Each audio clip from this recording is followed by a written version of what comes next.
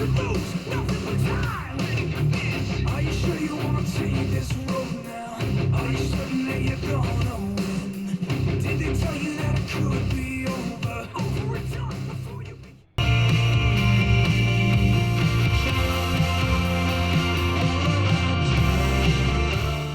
our first game of the week, the Upper Turtle Flying Monkeys travel to Stump Lake, where they try to keep their record perfect and run to 5-0.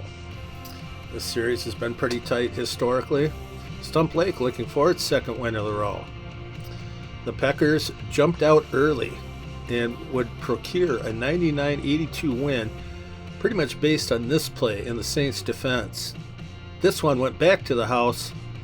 That was Saints had 20 points, leading scorer for the Peckers. Anytime your defense scores, you're just fucking lucky, so good work there. Meanwhile, the Sprout Upper Turtle team falls to 4-1, and they deserve it based on his shitty CBS icon that he has on that website. Come on, Sprout, play with the rest of us. Soria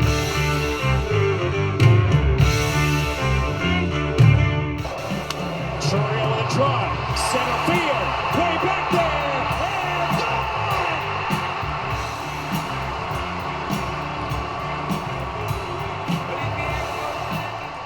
The annual Bowler Handicap Cup has all the action and drama of a Brewers playoff surge. Let's hope they hang on as I'm watching the game and working on this. How about Crosby, Hewitt, hyphenate, whatever his name is? He's got 26. James Cook, that was his best play, drawing a personal foul. Daisy May, he led his team back against the Bills, but he was fantasy shit, whereas Hurts, he lost, but he had 22 points for the dog. But Abuka stole the show again.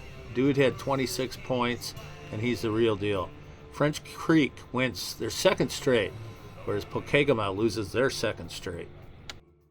Our third game of the week featured 4 Mile going to Paskin, looking for their first victory on the season. If there was ever a team they could get one against, the lowly Pike would be the one. 4 Mile leads that series 8-6 and was favored.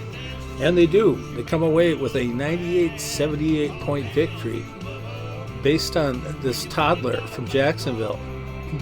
We got a tutty on this play. Whoop! Whoop! Down it goes. Oh, I'll just get up and run against the Kansas City shitty defense. He ended up with 28 points for Belzy and really procured the victory late as Belzy came into Monday night behind. So, the Brookies, they get their first win of the season. They go to 1-4 overall, where the Paskin Pike join them also at 1-4. 3-1, Doherty Creek went over to Arlentown to take on the Slappers, who they've not fared well against previously, winning only one time in 6 tries. Oh, cruel fate, as Doherty Creek would score enough points to beat every team in the league except have to kiss Travis on the lips because that was a dead-ass tie. But anyway, all kinds of players were scoring. Over 19 points, all these dudes you see on your screen. But the kicker, or the passer in this case, or the receiver, Rashid Shaheed, this 80-yard scamper, gave Mikey a plethora of points. And as you watch his pigs sniff each other's asses, it's little wonder why they get slapped.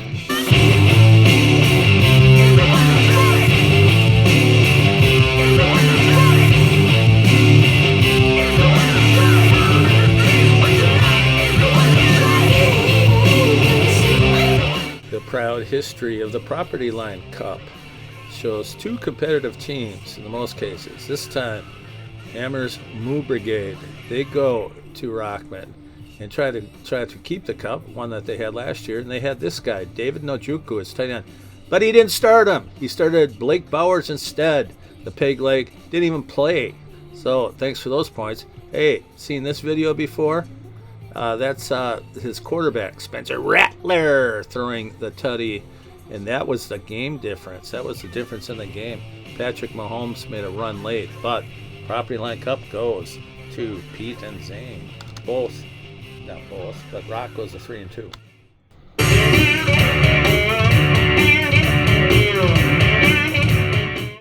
Our final game of the week features South Doherty looking to go into first place with a victory. Rabbit Trail They're trying to get their first win of the year. This series is all nutted up at 11 games apiece. Couldn't be any closer. Well, Rabbit Trail takes the all-time lead 12-11 with a 71-61 win over South Doherty. Justin Herbert, he had 15. Dobbins had 14. Waller, tight end from Miami, had 13. Holy shit. Trav had a chance to win this, especially based on Jamar Chase's 25-burger on Sunday afternoon. But Travis Etienne, the French-Canadian balladeer, only had 5.8, not nearly enough to get the win.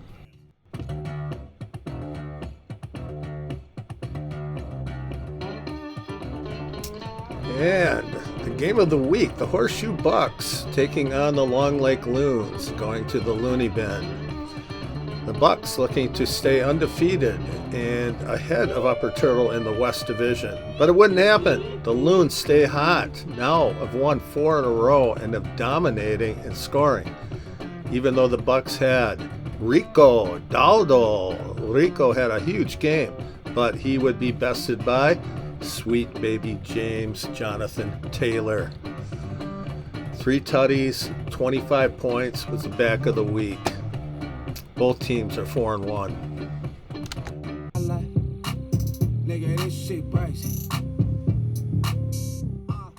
Surging Apple River travels to Raining Tree.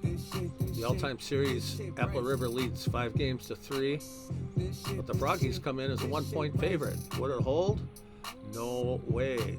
The swooning Frogs continue to take a deep dive, where the Hillbillies continue to rock to the top and are second in scoring overall, putting up a century worth of points, whereas the Froggies could only muster 63.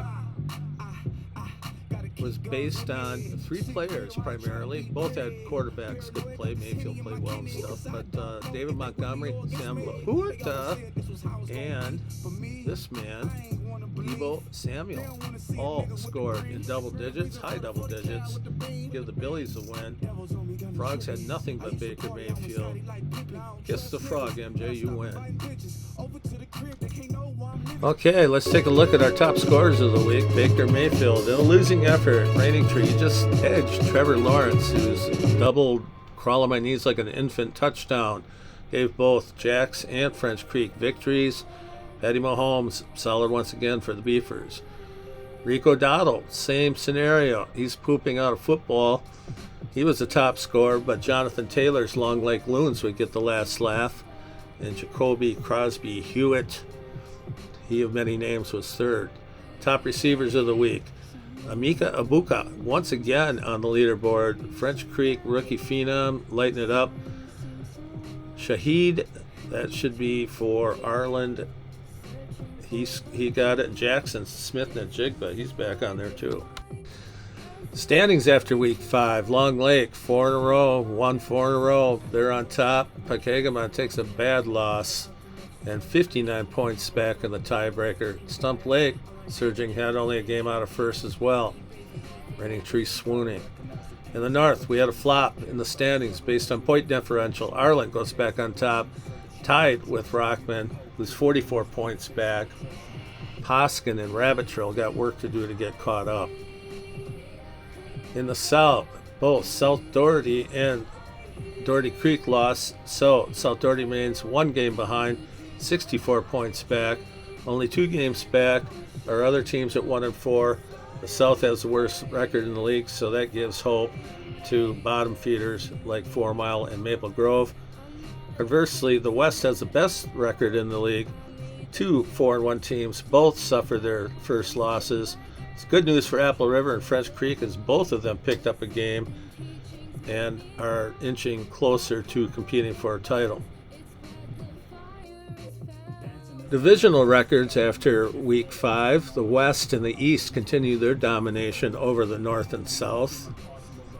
West with a slight edge because they got to play the North more, but who knows, maybe the South will rise again. Now, let's look at point leaders. Long Lake goes back to first place after starting 16th in week 1. Horseshoe just 4 points behind them after the loss. Apple River hanging in there with a 3-2 record, but only 6 points out. Arlen had another big week where they got the money, and they are fourth. Doherty Creek and their losing effort scored a lot of points, only 20 back. Raining Tree continuing their slide. They're 33 out. Upper Turtle 4-1, one of two 4-1 teams, or no, they might be more than that. I can't remember. Anyway, Rockman, they slipped a bit because they got lucky. Pekegama took a bad loss, 59 back. French Creek now won 2 in a row. They're surging up the standings. South Doherty keeps plodding along, trying to hang in there. 4 Mile, they feel like a winner again, but they're 94 out.